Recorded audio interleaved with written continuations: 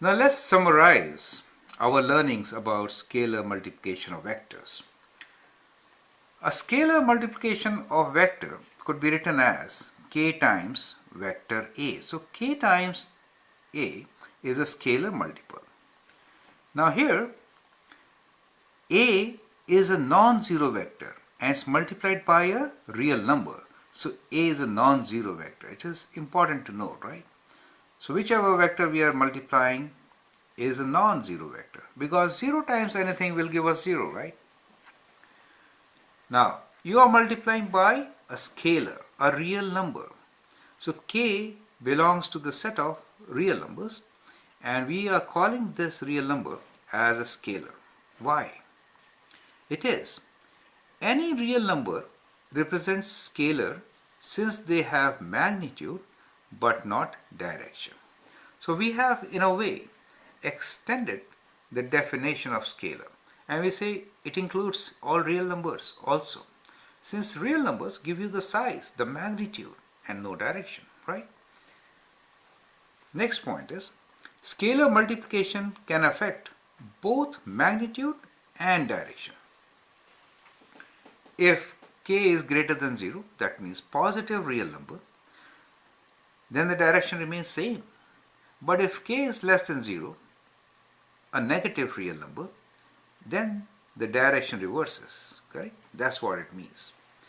And then we have scalar multiples are collinear vectors, correct?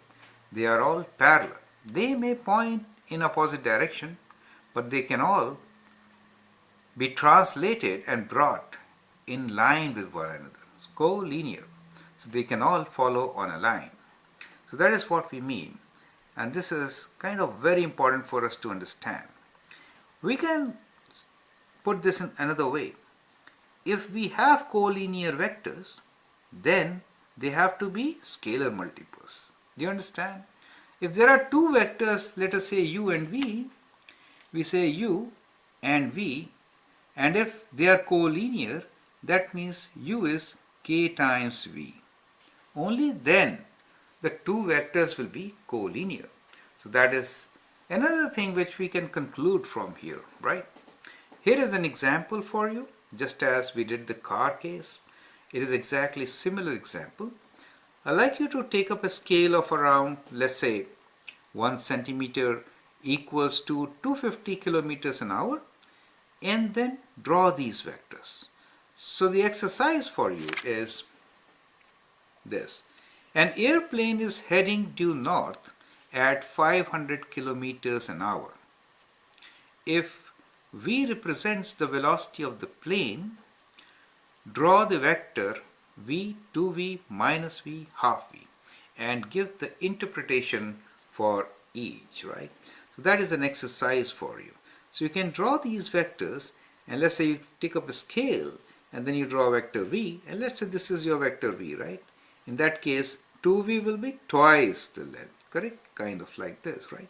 Minus v will be like this, and half v will be half of this but towards north itself.